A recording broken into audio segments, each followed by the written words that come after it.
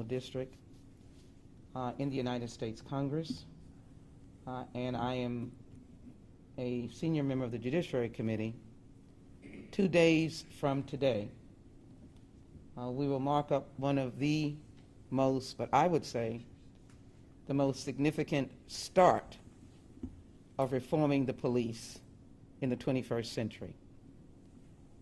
It will be called a Civil Rights Bill, and I will acknowledge that it is the beginning. As we've listened to the commentary, there have been so many people wondering why we're in 2020 and we're just getting to this point. Those of us in public service likewise raise our frustration. I was in Washington last week when George Floyd's younger brother gave one of the most magnificent testimonies that I have seen in my years in the United States Congress. I say that, and we will have him on the phone in just a moment. I say that because I know the intensity of being a witness in Congress. You're looking up, and we're looking down. It's a frightening prospect. No questions are given to you in advance. Any member can ask you any question. And if you recall, last week was June 10th, Wednesday. The funeral was June 9th. An emotional, heart-wrenching goodbye to George Floyd.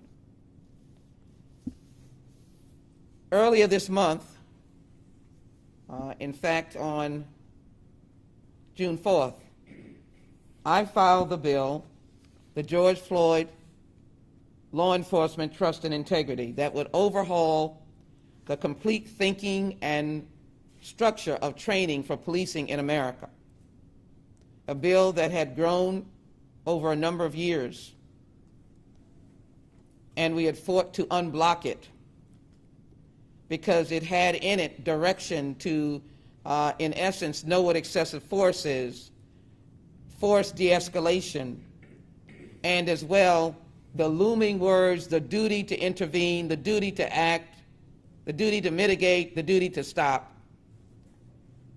It included civilian review boards with subpoena powers that we want to see happen. It also included, if you will, the idea of ensuring that police departments were accredited. Let me make breaking news. 18,000 police departments in America, give or take one or two. That's the number that all of us have been using, and there's no requirement for accreditation. What does accreditation mean? That your officers are trained, that they have a certain educational level. Do they have the idea of a certain number of police officers, or that they have been through training, that they have, as I said, education, and that there is an age cutoff.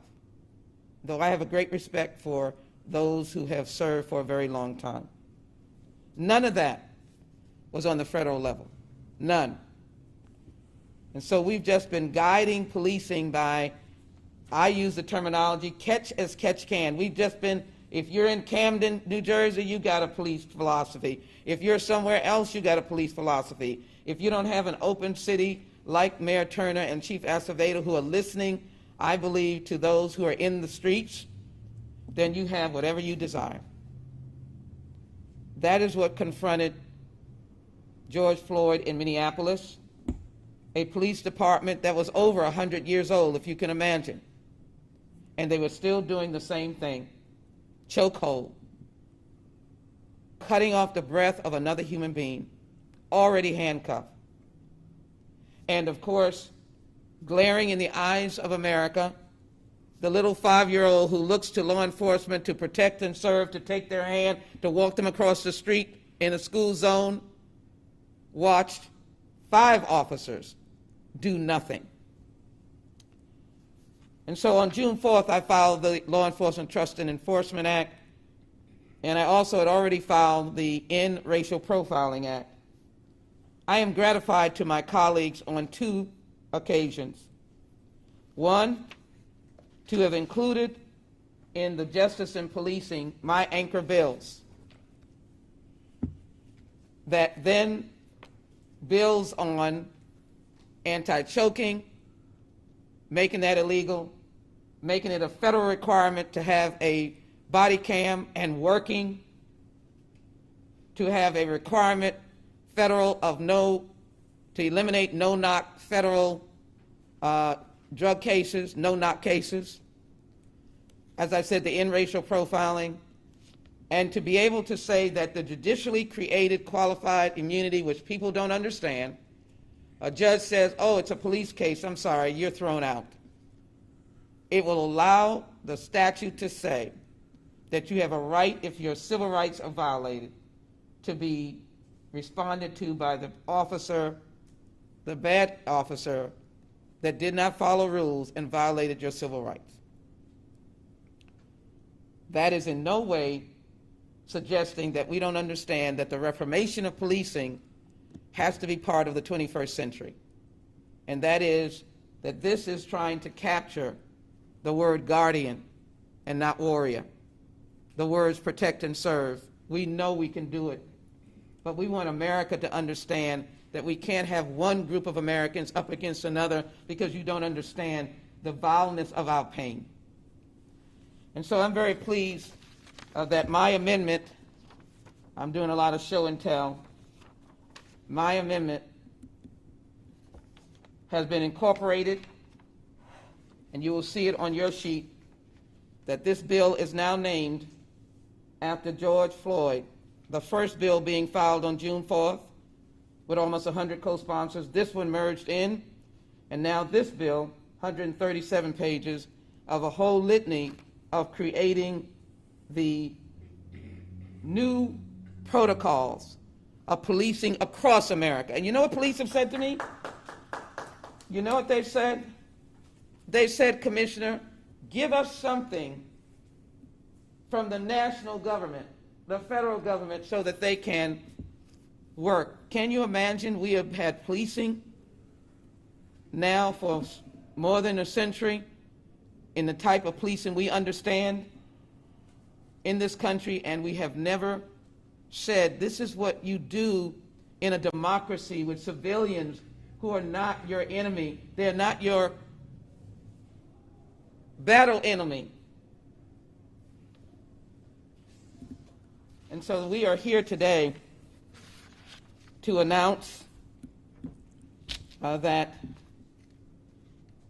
we have been able to successfully do that. We expect that this bill, the George Floyd Justice and Policing Act, will be marked up. That's a technical term. As I fly back to Washington on Wednesday, and that will be June the 17th. We ask the Senate to not give us milquetoast. We ask the Senate to strengthen this. We ask Mr. McConnell. We ask the senator from South Carolina to give us something to work with. And we ask that this be signed into law as quickly as we're able to do. We are gratified to have people who are willing to come and stand with us today. And I am trying to see if I'm able to secure the family, and then I will ask my colleagues to come in just a moment. Hello? Mr. Floyd, I'm standing in front of your community and your media, and we have just announced that the 137-page bill that you testified so eloquently last week in Washington, called the Justice in Policing Act, is now officially, I'm holding the document, I'll be happy to get it to you later on. It is now, my amendment has been accepted and incorporated, and it's now the George Floyd Justice in Policing Act of 2020. I want you to know this is history being made. We are blessed with your family. We are sad and continue to pray for you. And so you can be heard if you want to say something about the new bill that acknowledges not his death, but his life. And his life gave so much to so many. And we just wanted to say thank you, and the nation wanted to honor you by saying we have to have a different policing, and you have to have justice, and we have this law that we hope to turn into law for you. Can you say something now? Yes, ma'am. Go right ahead. You're on. Okay. I want to thank the city of Houston, Miss Sheila Jackson Lee, and her team. I appreciate y'all for y'all ongoing support so much. I love you, Miss Sheila.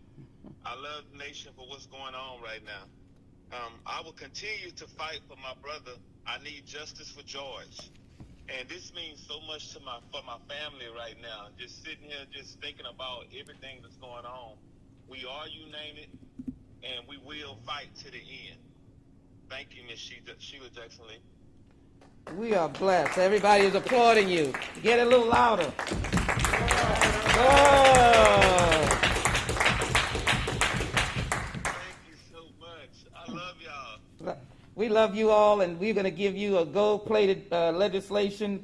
We want it to be signed, but we'll give you the original that's yet signed. But we'll tell you to tune in when we get that final vote on Wednesday, and we're going to be looking forward to your energy or your testimony that we're going to take to the Senate and ensure that what you have asked for, not only justice in the courts, but justice in the nation by making this a federal law, will come sooner rather than later. God bless you, Brother Floyd. We appreciate you so much.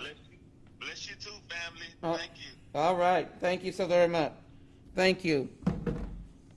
Let me quickly, I will speak more about this, but I'm going to ask, so just to tie in, I want you all to understand why this is now connected. This is a significant moment in history, and I wish that we had not come in the backdrop of Rayshard Brooks' death. Because one would think after George Floyd, one would think that there was something that touched your heart and your mind, something that showed you that there are people who are pained in the streets, in Atlanta in particular. When you see the video, that's why I want to speak to all of Houston, all of America. When you see the video, you know there are some decent conversations that went on. But the one conversation I want you to remember, sir, my sister lives around the corner. I can walk to her house. A guardian would have said, Mr. Brooks, promise me you're going to go straight home now to your sister's house. In fact, I'm going to walk with you. You say it's around the corner, or I'm going to drive alongside. I'm not even going to put you in the car. Your car is here. I may have to impound your car because I know how police are. But I'm going to watch you walk to your sister. I'm full right now. Mr. Brooks would have been able to be with his daughter on Saturday at her birthday party. Mr. Brooks had 4 children,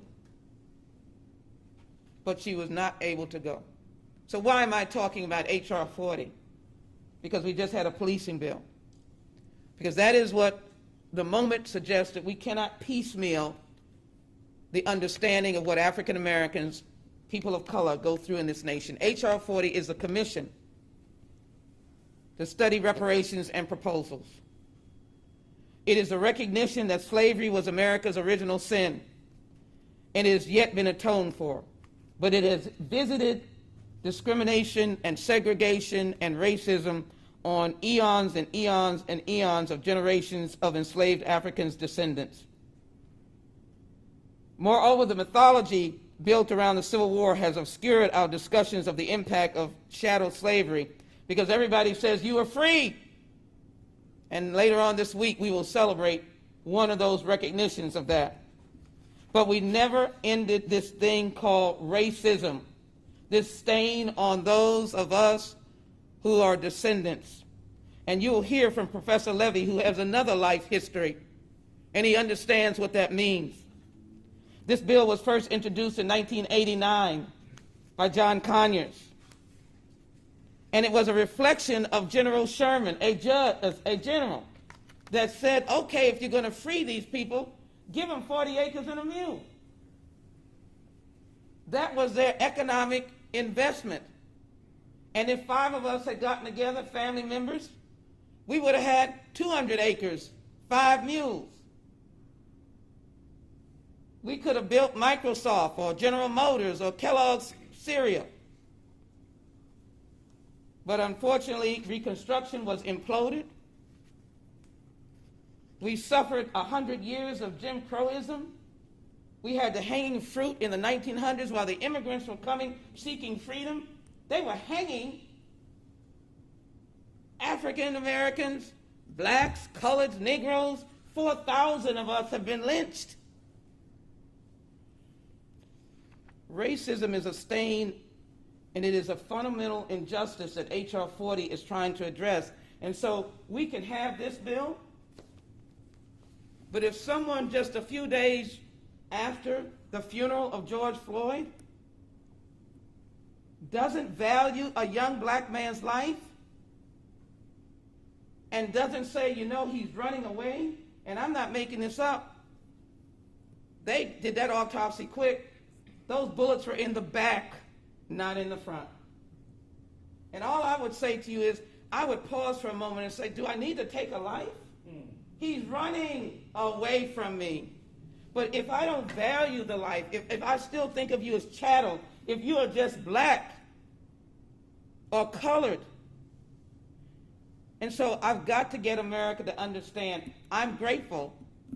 Houston should know we have over 125 co-sponsors. That's a big deal. I suspect we will get a lot more. We've never had 125 co-sponsors. We've already had a hearing. I want to thank the Judiciary Committee. We're going to have another hearing. This is going to the floor. My leadership is on these bills. Speaker of the House supports this bill. 25 senators support this bill. We are moving this legislation because what we're talking about here is to look at the systemic treatment of the descendants of slaves and what is the response in education, in healthcare, in the economy, in the political system, in the social system, and how do we rid ourselves, people who are growing up, who are being educated, of the stain of racism. Why are we still fighting in school districts to get black history in the schools? But if we don't get this reparations to be able to assess the value of African Americans, we're in bad shape. Because it reflects on people of color all around. Whether you're a Latinx, whether you're Southeast Asian or Asian, it seems to just permeate if we have us as the key. If you don't think it's worthwhile, know right now that for a white person's income level, or for every dollar they get, Latinx gets 79 cents and African Americans get 59 cents. About 1/3 of African American businesses will not come back after COVID-19. The disparities and the loss of life in COVID-19 is heavily placed on the shoulders of African Americans. We are dying the most. Finally, let me say, somebody out there is going to say, Mr. Thomas, I didn't have anything to do with slavery. Representative Reynolds? No, but as Mr. Coates wrote, you have benefited from slavery. That's right. And so why is the federal government important? Black people in America are the descendants of Africans kidnapped and transported to the United States with the explicit complicity of the United States government and every arm of the U.S. lawmaking and law enforcement infrastructure. They came before the Constitution, and when we solidified the Constitution, we did not give them the dignity of being one human being.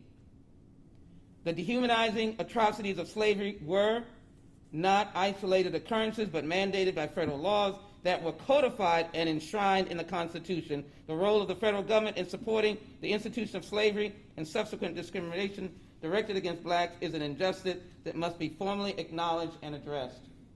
Please don't have people running off and saying, reparations, what's wrong with those people? If we don't get to that point, I promise you,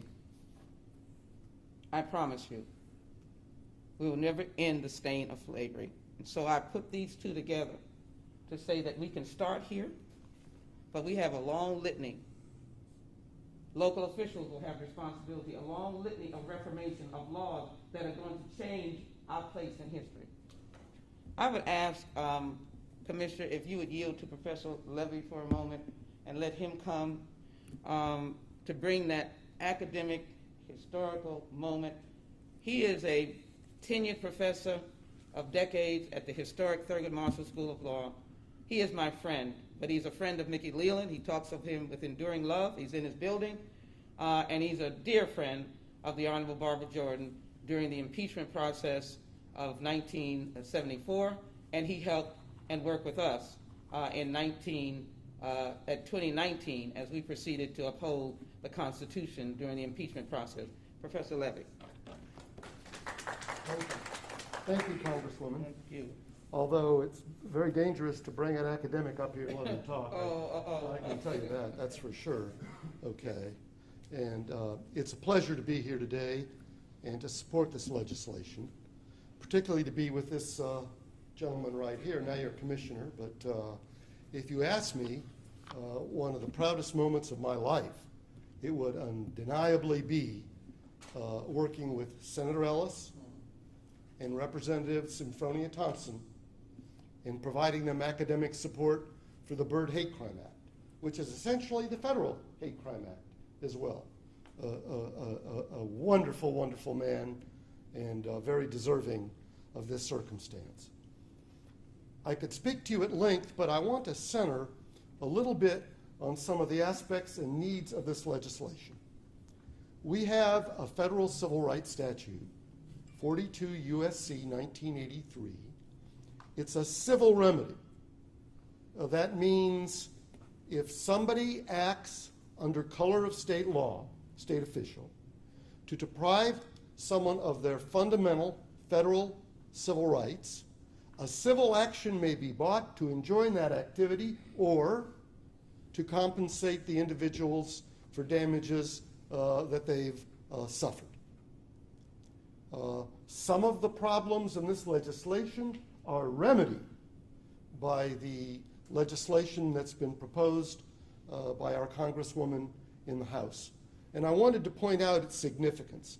The first thing to recognize, if you want to be an original intenter and you want to be real conservative, one thing you'd know for sure, that the Congress after the Civil War was aware of what was going to be happening in the South, and they sought to remedy it not only by the adoption of the 13th, 14th, and 15th Amendment, but civil rights legislation. Let me give you an example of how specific it was. There are private remedies for denial of fundamental civil rights, which legislation spoke to individuals going on the highways in disguise. They weren't talking about Halloween. They were aware of the rise of the Ku Klux Klan and their plan to try to deny the rights that had just been imposed on the South by the post-war Congress. Unfortunately, the United States Supreme Court, for 100 years, made litigation under this legislation almost impossible. As a byproduct of the civil rights era, we got some revival. We got it being made applicable to all rights in the Bill of Rights. We got it made applicable, the ability to collect damages in certain circumstances where the remedy was caused and needed by a policy, pattern, and practice of the city. But the court, in recent years, has limited some of the ability to protect the elimination of state rights and fundamental rights under the color of state law by something that's very relevant to these issues today. Their desire to not limit the ability of police officers to perform their job. And if you ask me my opinion, what are some of the seeds of the problems we face today? The courts have in litigation slanted in protection of rights, not wanting to eliminate the ability of the police officers to serve their purpose. And that's in legality become more important than the rights of the citizens. And in a way, we see that playing out. If you saw the gentleman the Congresswoman was speaking of, being shot, that's a police officer who is well aware that if he feels his life is in any way endangered, he is allowed to shoot. And that is probably behind a lot of the problems that we face. One of them is called qualified immunity. I was joking with a bunch of my colleagues the other day, and I said, when the heck did you ever think you'd see qualified immunity being discussed on the nightly news? Okay. Probably thought I'd never see that in my lifetime. But it's become an issue. Here was its purpose. In allowing 42 U.S.C. 1983 to be made applicable in the modern era, the court sought to protect the ability of a police officer to perform their job. They were sensitive to this circumstance. Maybe I won't do my job if I might be sued in court and have to pay damages for deprivation of a fundamental right. That's the source, and that's why it's a qualified immunity. It's not there all the time, and the basis originally for it was you had to prove that the officer was aware that they were violating a federal right. The conservatives on the court sought to narrow this even more. And the standard today is that a police officer is not liable civilly for violating someone's federal civil right. And let me point out this to you. If I'm an officer and this is a gentleman, and I shoot him, the violation of the right's not murder. And in fact, we got murder laws in states. The only reason we need a federal law is in America, and for sure in the South, they won't be pursued. But the violation is a violation of due process, because the officer has become judge, jury, and executioner. And that's the civil right that's violated. Today, that qualified immunity, in order to collect damages against the police officer of a violation of the right, you must show that there was a clear-cut federal decision from at minimum really an appellate court that clearly made that act illegal. If you can't point to that case, there is no liability. What does it do? It moves the balance to protecting the ability of the police officer to assume their job more significant than the civil right violation, which could be a murdered individual. And that's what this Congresswoman and hopefully our representatives will take into account, and through legislation like this, modify a more reasonable balance with protecting our rights as well as the ability of police officers to serve their job. Everybody gets 1 credit hour for listening to this lecture. I will take it. That's Professor Levy, everybody. We'll give him a hand here. Let me thank you very much, Professor Levy, and I will just say that qualified immunity, I never thought I would hear it anywhere but in a classroom and trying to wake up my seatmate to say, can you wake up? You don't want the professor to look at you and you're not awake. But the one thing I want to be heard about qualified immunity is it was court-made. It is not a statute. What we're doing here is equating the civil rights of the man that just walked by this window person to a standard that allows their civil rights to be pursued by statute. And the only thing I would say is that if we change the attitude of policing, Commissioner, to guardian, we'll have police that go home to their families, and we have others go home civilians to their families. And if we have H.R. 40 Reparations, Commissioner, we'll look at the global treatment of African Americans, descendants of slaves. Commissioner Rodney Ellis, we thank him for his work and understanding in this area. So I briefly want to thank Congresswoman Sheila Jackson Lee for her leadership on these two significant pieces of legislation and her leadership on so many issues.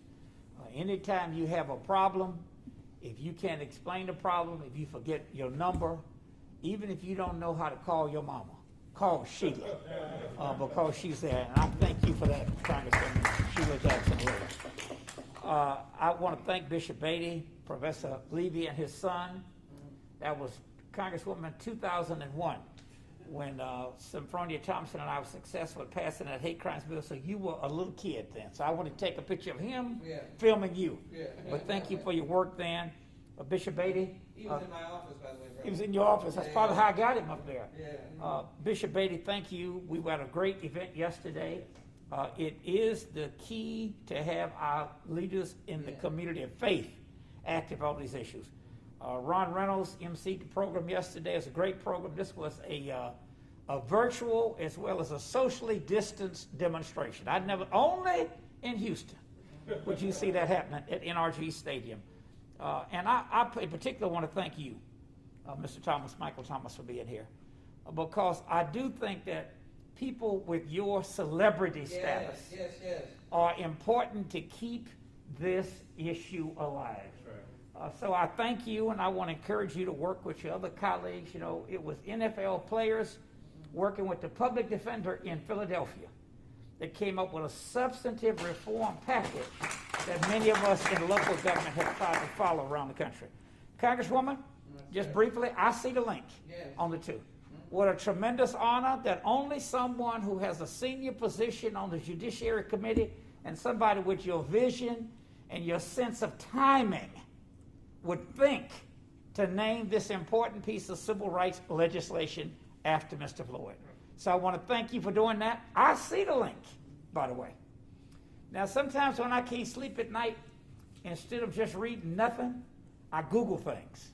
I want to challenge you to Google it. Just Google up the history of policing in America. First police department was in Boston. Second one was in Philadelphia. Quick article, Time magazine, take you 3 minutes to read it. Pull it up. Here's the important part for us in the South. Here's the history of policing in the South. First department was in North Carolina. And it was established to go out and chase down people who had been enslaved. And then after we were freed, it was used to go out and get people to do work. Convict leasing system. Not only did we build the state capitol, we built the United States Capitol. How about this? It was African slave labor and their descendants who were the backbone of Western civilization. Not just here, but all throughout Europe. This country's never paid its debt for its original sin. Congresswoman passed another bill honoring the Emancipation Trail. We took a bike ride. She met us. About that last 10% of it, I was impressed with her on that bicycle when we came in. Galveston at one point was the most important city in Texas. That's right. Only rivaled in the South by New Orleans and Charleston. Charleston was supported by most slaves came into this country. But this city, 50 miles from us, was the center point of activity. Most of these major buildings downtown were part of the slave trade. We got word, the Emancipation Proclamation, 2.5 years later when General Granger showed them Galveston. You think these people didn't know? They knew it. There's a complete link, a tie-in between this civil rights legislation for criminal justice reform and not paying that debt. That's why these schools have been underfunded, people have been undereducated, they're underemployed, they're undertrained. Then roll forward in our history. FDR, the Great Depression. But if you were black, when the middle class was created and you could get a home, you go to college, the government make it free, no interest, no interest loan. If you're black like my daddy in 1950, you had to buy a house in Sunnyside. If you wanted to go to college, you had to find a black school that would take you. If you were brown, you had to find some place where they didn't know it, or you had to try to act like you were somebody other than who you were. Our government policies help create these problems, and our government has a responsibility to solve them. So, Congresswoman, I want to thank you, and I'm going to follow you anytime you need help, anytime you call me to show up. Thank you. Thank you, Commissioner. Commissioner has been a stupendous change agent in the county. He has taken resources that inner cities appropriately and with the right authority have never experienced. And that is government saying something is wrong and we need to fix it. We got to take that message to Washington, D.C. If I was in the committee hearing, I'd ask unanimous consent to put this in the record, but I think the media needs to know that the Wall Street Journal says that international law demands reparations for American slavery. I'm delighted to have Representative Ron Reynolds, who has carried this legislation in the House, has been a leader on civil rights in the State House, and I'm going to count on him as we move legislation federally that we recognize that the state of Texas that had Captain Granger, which we will honor just a few days away, honor the announcement in 1865, where those of us in this category west of the Mississippi didn't know that we were free for 2 years extra. Representative Ron Reynolds, thank you for the great job you did last evening. Thank you. Thank you, Congresswoman Sheila Jackson Lee. And I can be very brief. I'm State Representative Ron Reynolds because Commissioner Ellis, he stole my thunder. She asked me if he could go before me, but I said, well, but now I regret that because he stole most of my points. I'll be succinct. Dr. Martin Luther King said it best. The moral arc of the universe is long, but it bends towards justice. Congresswoman Sheila Jackson Lee's 2 pieces of legislation that she talked about today is long overdue. I believe that the death of George Floyd will not be in vain. This legislation, I believe, is going to be a pivotal moment in our nation's history. It's a watershed moment that is going to redefine the way that police interact with all civilians, particularly people of color. This is going to be great criminal justice reform that is so desperately needed. And I believe that the legislation is amply renamed after him.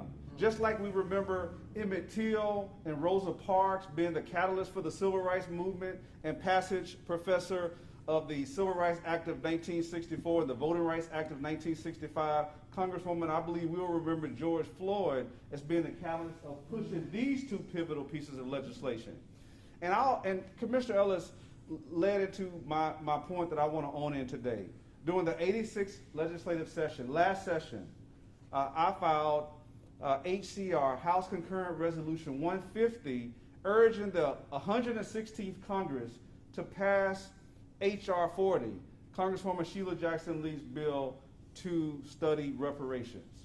And the reason why Commissioner Ellis alluded to it, you remember just a year ago, there was 95 bodies discovered in Fort Bend County. We call them affectionately the Sugar Land 95. Commissioner Ellis is right. They were part of the convict leasing system, slavery by another name. Even after Jim Crow, we still had slavery. It was just through the convict leasing system. And yes, Commissioner Ellis is right. They built on their backs. They built the state capitol where I have the privilege of working, being the first African American elected since Reconstruction. But they built that capitol. No one received a penny. They built the United States Capitol. No one received a penny. And so many of the disparities that continue to exist today are from the original sin of slavery. And I want to thank Congresswoman Sheila Jackson Lee for H.R. 40. I believe that this is a pivotal moment in our country's history. I, for the first time, have heard all of the presidential candidates, Congresswoman, being asked as part of the vetting process, where do you stand on reparations? That's a litmus test. That didn't happen before. And so your legislation is going to be pivotal in the November election. I think it's going to be one of the issues that people ask about. Where do you stand on reparations? And I believe that this should be a bipartisan legislation. I believe that Democrats and Republicans should support this legislation. I'm happy to hear that Leader Pelosi supports it, and I hope that Speaker McConnell Majority Leader McConnell will get behind it in the United States Senate, and I hope that President Trump will ultimately sign it in law so that Mr. Floyd, who you heard from today, will be there at the bill signing. Again, Congresswoman Sheila Jackson Lee, I thank you for your leadership, and I thank you for being on the right side of history, continuing to speak truth to power, continuing to fight, not just for your constituents in the 18th Congressional District, but for all of those all over the country. Thank you so much, and God bless you. Thank you so very much. Thank you so very much. Please bear with us because you don't want to miss. This is setting up a historical tone. Let me get my intern over here, young man. Come over here and pull this paper off for us, please, and turn it around. You're doing something. That's okay. Thank you. Let him be managing the way he should, because he's a bright fella. Delighted to have him. You got it upside down, my friend? Turn around so our speakers can see it.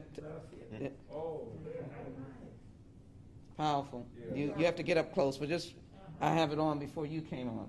Let me again thank you, and I am this young man, Michael Thomas. You all need to know.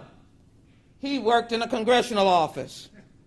He was an intern, and he's done it more than once in the 18th Congressional District. And he's been touched. He's been touched by tragedy, too. He's had tragedy in his life. And I think he understands how the Floyd family may feel, because he's had tragedy in his life. But he has been a passionate, caring person about the criminal justice system. He's had a renowned career from the Giants to the Texans now. Pro Bowl, All-Pro, now defensive back at the Houston Texans. Not on the sidelines, playing. Playing. Don't get me in trouble with the other folks. But he's going to be out there with me. And he is taking your challenge, Commissioner. We're going to get a new, imagined Texans to be with us on this and be with us on removing the stain of slavery in this nation. Would you welcome Michael Thomas, please? First off, thank you so much, Congresswoman Jackson Lee, for inviting me to come speak and be a part of this conversation. You've done so much work in our community, and interning with you those 2 years on Capitol Hill, I've seen all the work you've actually done and have been doing for so long.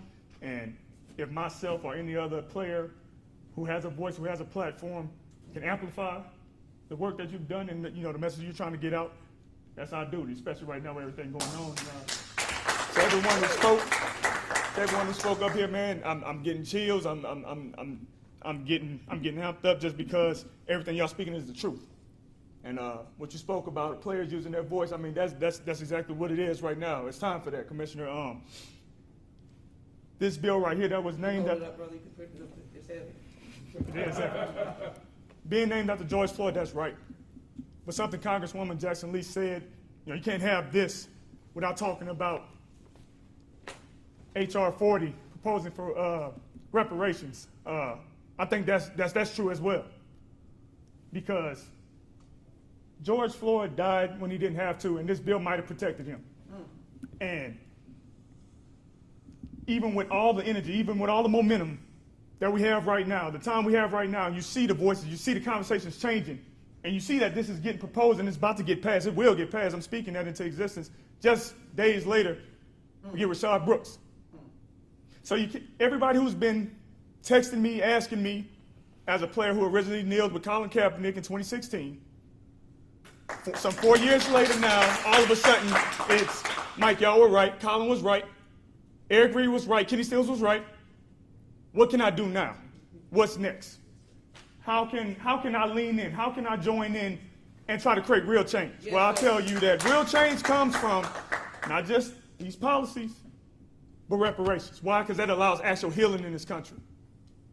You've all touched on it. There hasn't been actual healing. There hasn't been anything we've done to actually right the wrongs that was done in this country, and this does it. So I ask all my players, the people you spoke about in Philly, the Players Coalition, I'm challenging y'all. I'm asking all my teammates with the Texans. I'm asking everybody, the league owners, everybody who said that they're hearing us now and they want to do something and fight for real change. Well, this is real change.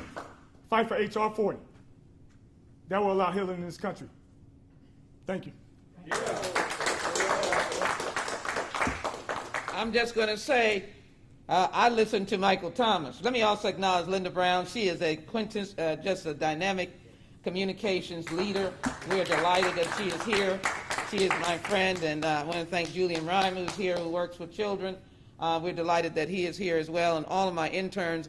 But I'm going to take a message from Mr. Thomas and ask the NFL to endorse H.R. 40, all of its teams, the Texans, and to be able to say that this is about America. I don't want to see us divided. I don't want someone asking me that I did not have any slaves. I want them to understand that we are family and we've got to change this together. A man that knows about changing the hearts and minds, touching the spirit, and led us last night with Bishop James Dixon and an array of pastoral leaders who stood with me in Hurricane Ike and fed 60,000 people off his church grounds during Hurricane Ike in Greenspoint, Texas. And so he knows about caring, and I'm delighted he is the senior pastor of Harvest Time. He is Bishop Beatty. Would you welcome him now? Thank you. Thank you, Congresswoman Sheila Jackson Lee, and to all of those who stand right here and spoke so well. I feel an honor just to be in the room with you and stand before you. Someone asked me the simple question, how am I doing? And I had to answer the question, you know, in church we're taught to say, it is well. No matter what we face, it is well. We say that no matter how we feel. But I had to acknowledge it's not so well. And I thought about 2020. 2020 is the year that a perfect vision, we woke up.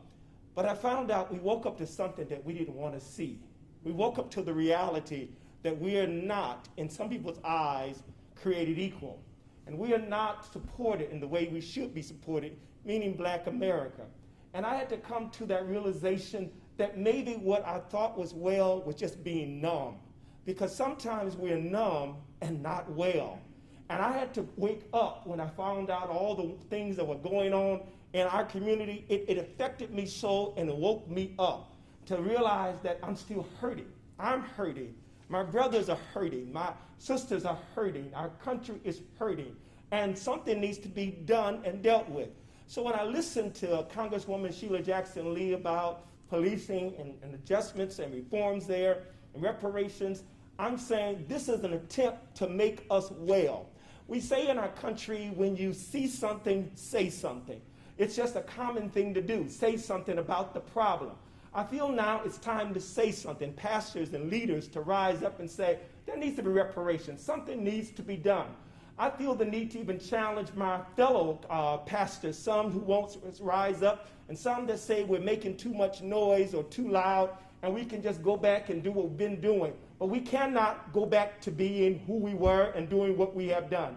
I'm committed to stand with Congresswoman Sheila Jackson Lee and others that are about making something happen. We've been asleep too long, but now we woke up. I woke up to see that I can do something different than has been done. I woke up when I saw brothers like me, my skin color being gunned down. I woke up. And I woke up to the lies that have been told to us that if we can do something different, if you just lie down and obey, that your life will be better. I found out if you lie down and obey, your life still ends up the same way, dead at times. So I'm glad to have some leadership and somebody that's going to stand up and say, some systems have got to change, some structures have got to change, some ways have got to change, because this is more than an isolated individual. This is more than one person, one bad apple, or few bad apples, as we've heard from the White House, that some few bad apples. But it's more than a few bad apples. It's a bad tree. And now it's time to do something about the tree and change the situation. So I do believe that this bill and also reparations are an attempt to make us well and whole, so that now that we are woke, we can deal with some of the problems we face. Last statement, I say it this way: sin is an inappropriate response to a legitimate need. Sin, an inappropriate response to a legitimate need. When legitimate needs aren't dealt with, people sin. I can see someone burning down a building and say, this is horrible. This is horrible. But if I don't question why are they doing that, maybe someone has not dealt with the legitimate need. Now is the time, deal with the need, then the sin will stop. Wow.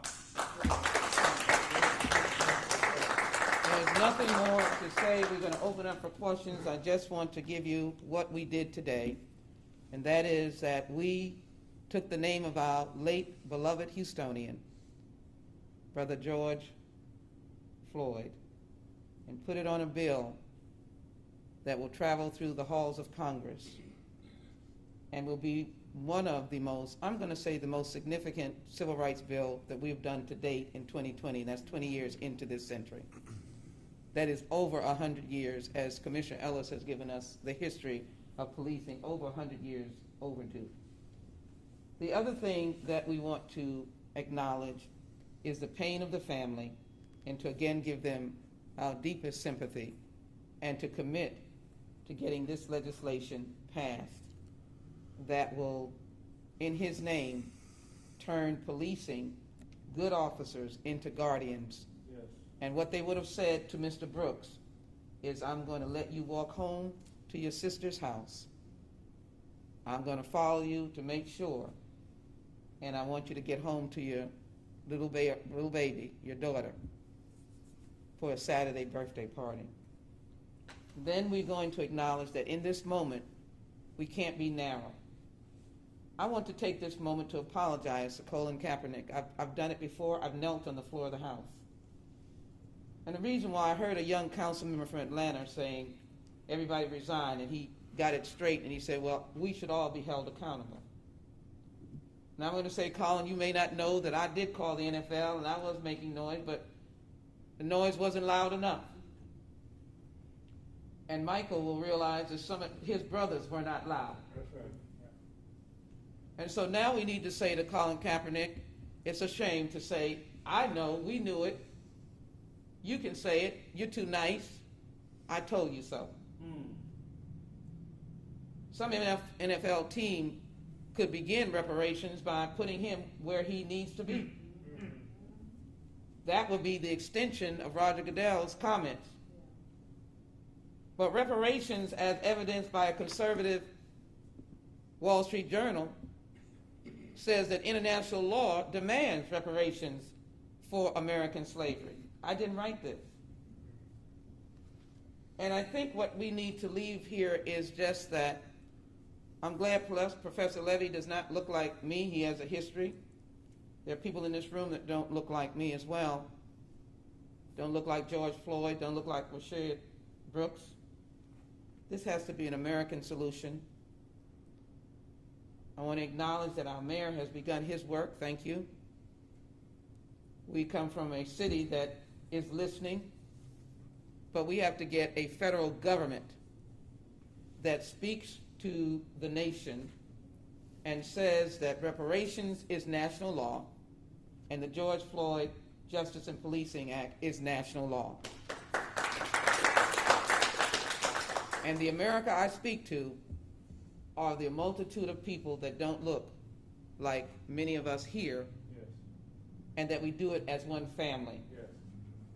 And we don't accept the language of bad apples, or there's good people on both sides, or I want to stomp you out in Seattle, or I want to take the United States military and run you down because you are petitioning your government. Right.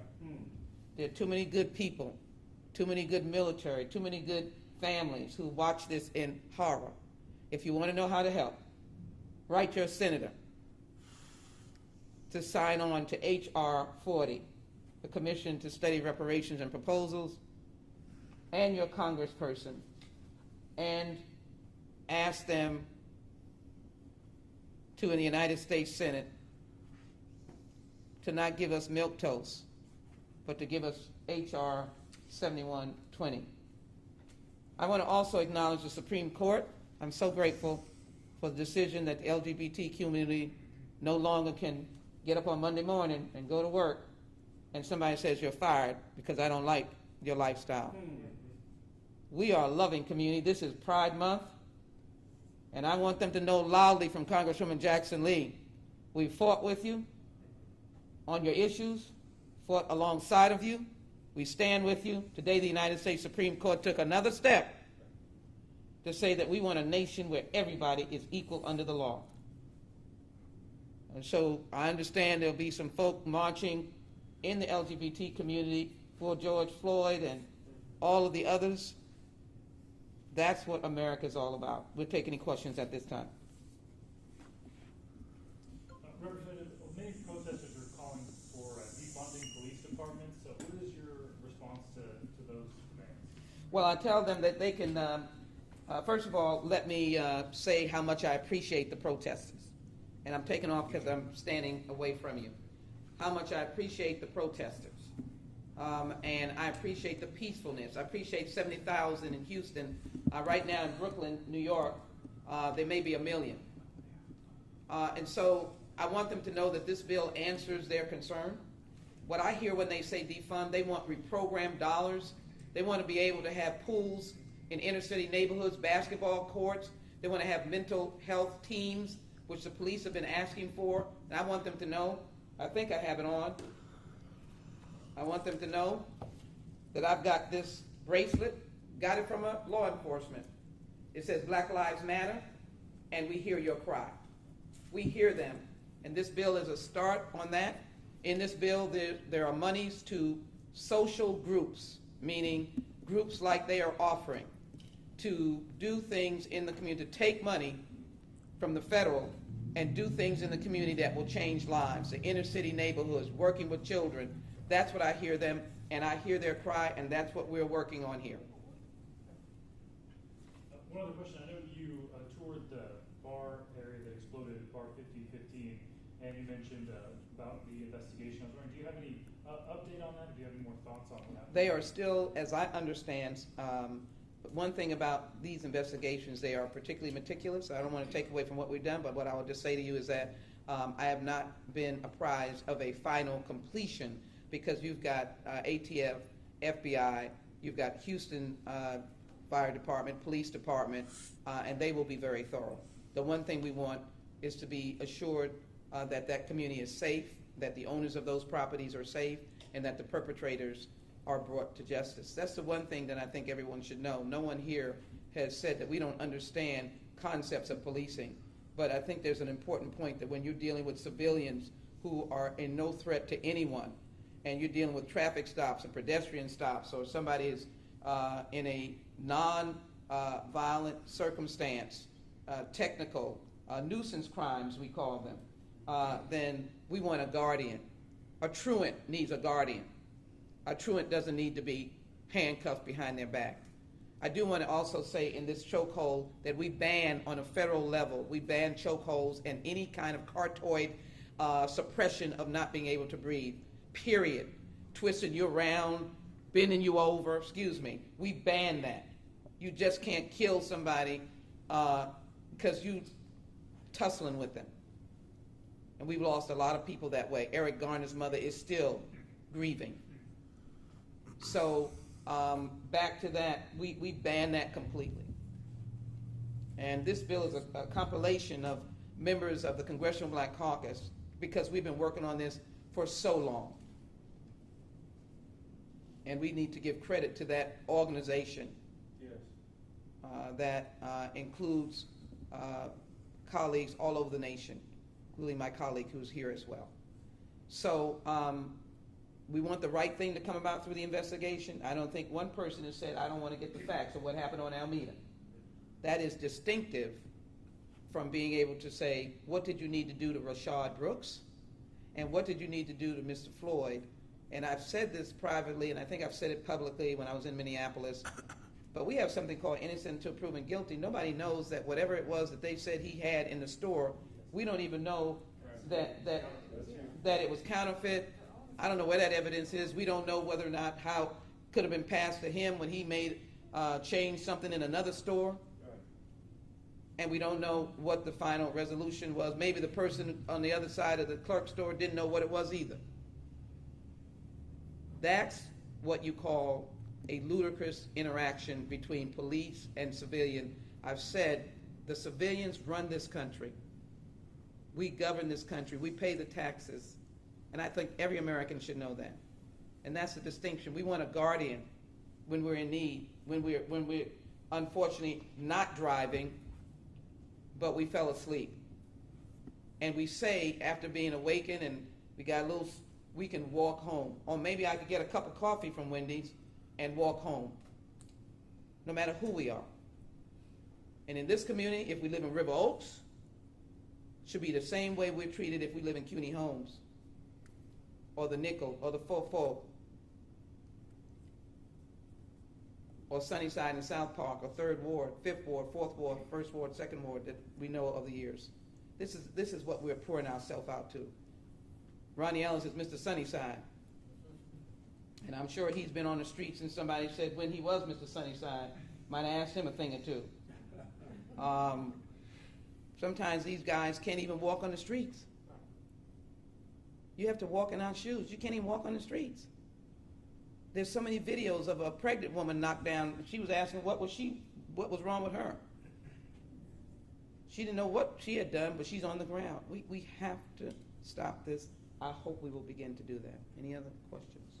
Congresswoman Lee, there were reports that Derek Chauvin, the officer that's accused of killing Mr. Floyd, he had 15 prior complaints against him. I'd like to know, I think we all like to know what's being done in the policing act to do more aggressive background checks on these officers and stop them from going to other police officers around the country. I'm so glad you asked that question. I don't know if I'm so glad that you asked that question. Media, please allow me to put this on without showing that I'm in this. For the first time, we have a misconduct registry. And so all of your misconduct items, not being late, not being absent, but misconduct is put in this registry, and it is public. And as a police department, what we've been seeing, 18,000, you fired over here, and you just go down the street and around the corner and get hired and have the same bad tendencies and bad practices. Now we have a registry public that police departments by law should be obligated to check Mr. Jones' name or Officer Chauvin's name to be able to determine whether that person is suitable to work somewhere else. And it covers if you resign in the midst of bad behavior, you retire in the midst of bad behavior, because those people still go on to another department. We must have the protection of the civilian, and some people don't have the temperament to have a gun. Be reminded, besides federal law enforcement, this profession is the only profession that can walk with a gun, which gets some people frightened who happen to be on the right. We're trying to balance this out. Nurses can't have guns, teachers don't have guns. Of course, there are laws talking about concealed weapons, but by your profession, you don't have that as part of your profession. The only person that can walk down the street right now with a gun is officers and officers out here that you wouldn't stop them and say, you could legitimately say, do you have your concealed weapons permit? You could legitimately do that. If you have a rifle, you can, Texas is kind of different. But he couldn't be packing, other people couldn't be packing. Somebody would ask them the question, man, can I see your concealed weapons? I assume. And one thing about it, if they saw you with a gun, they'd be running in the opposite direction, because that's not our normal standard. Media anchor, reporter, photographers, walking down, you don't have that right. When I say that right, that is not part of your profession. And so when you have that power, that's one of the reasons where it came about like a decade ago, maybe, when we got the tasers, about a decade or so ago, to give that balance, so that was not the only thing you took out was your gun. Now we know there are different stories about tasers, but we also know tasers, by and large, only go a certain point. That's right. And then you don't die. And that was supposed to help people survive. Now we're shooting people because they got the taser away, which is not our fault. But if they got it and they're going running and their back is to you, what is the threat to you? And I bet that young man Brooks was trying to run to his sister's house or run somewhere. So that's what's in here. We think that is, and you have the table of contents, and you can see all the different things that we have. Yes, sir. One follow-up question. The President and the administration have been on a tangent about using the word defunding the police as to say that we're trying to abolish police forces. Could you comment on that, please? I hear the protesters. Like I said, Black Lives Matter, and I hear their cry. And what they're saying is we need a new order of policing. We need guardians. We need monies to go out into the community to help young men of color, African Americans, communities, and this bill reprograms money.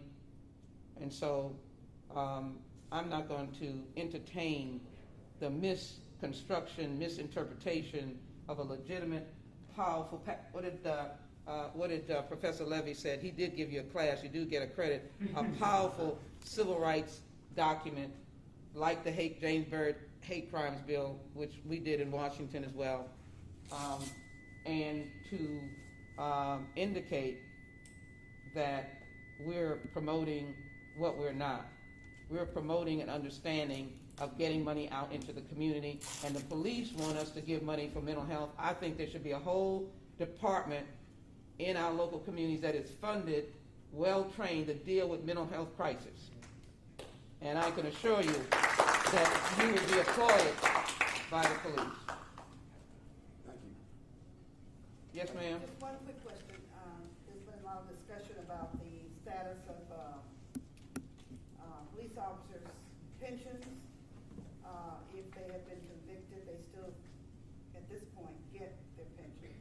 Is there anything in the bill that covers that aspect as well? We know that the policing is state and local government, and those are state and local government issues, and so we have yielded on how they address their financial piece. Since it's not to the federal government, it's connected to the state and the city, that they are handling that. But we've given them information that they will have information about those officers that are not in tune with the guardian mentality of how we're supposed to be policing, and not in the warring mentality that has been going on and has been promoted by people having guns and being at liberty to utilize them and never being held accountable because of qualified immunity.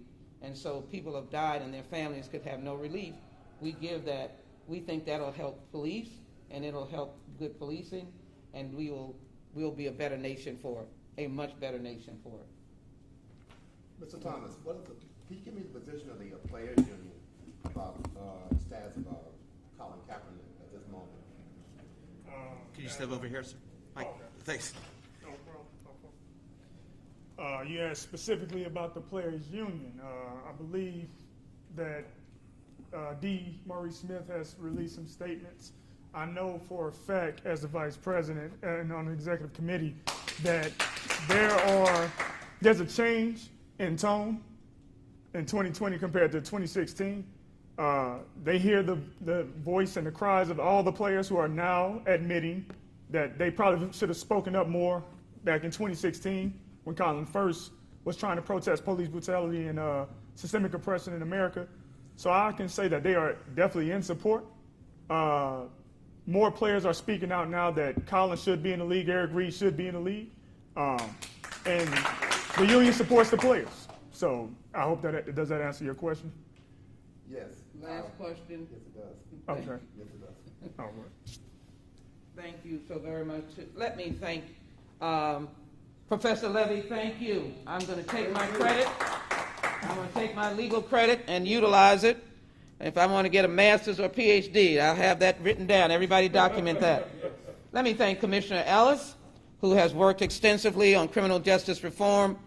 You might have missed saying that, but we appreciate him as well. Let me thank Representative Ron Reynolds. Thank you for giving me that extra push. If we're still where we are in 2021, I beg of you to reintroduce it. We may be in that same boat. Let me thank the Vice President of the Players Union, One component I did not ask, but really, my friend, we're going to be on the battlefield together. I am sincere about the fact, members of Congress are sincere about the fact that Colin Kaepernick, as he needs and wants, should be back in the league. And I'm stepping a little bit over the issue, but I want you to know that we regulate the NFL as we do all of the sports leagues under antitrust law. So I hope that your words will be affected. Of course, it has to be Colin Kaepernick's decision. It's his life. But if there ever is a moment in history, it is now. And so we want to, all the stains have to be removed for us to be able to be the country that we want to be. And I do want to say, you brought up an old wound that I don't see any sons of anything on the field that was said in 2016. And I know there was a lot of intimidation and there was not any support. And these young men have worked very hard to be where they are, and they were torn. They didn't know which way to go, and I understand that. These were young men. You got the commander-in-chief saying something that was so threatening. So let me say that we're all standing together. And Bishop Beatty, your pain is glaring, and I assume that you were saying that there should be pastors and churches of all colors and creeds and religions and denominations, that we're not just talking to us, we're talking to the broad faith community, and I guess all of us have so much history. The same community Dr. King was talking to when he was in the Birmingham jail, when they said he's an agitator. He's an agitator. You are annoying us. And he rejected that. And he said injustice anywhere is injustice everywhere. And he spoke to the clergy of America and said that I'm going down to fight injustice. You need to be with me. And that's what we say to the people of faith. You need to be with me. With that in mind, we close this humbly, and we thank you. Media, we know that we've given you a lot. I hope your producers will do something with this. I sure hope they don't throw us. They know that I have a technical knowledge of what happens. I hope they don't throw us under the bus. But we got a wonderful reporter here in Channel 13. Can you try to get us from not being under the bus? Oh, I'll do my best. Great job. Great job. Okay. Thank you all very much. Good to be here. It's wonderful. Thank you.